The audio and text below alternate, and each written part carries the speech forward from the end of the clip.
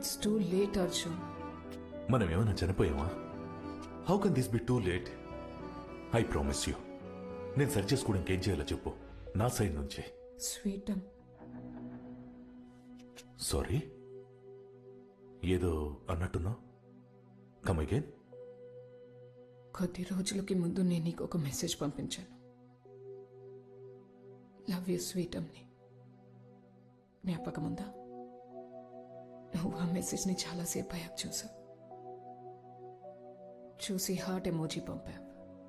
Yeah, so మనకి పెళ్ళై 12 సంవత్సరాలు అయింది అర్జున్. ఈ రోజైనా నేను నిన్ను స్వీటం అని పిలిచాను.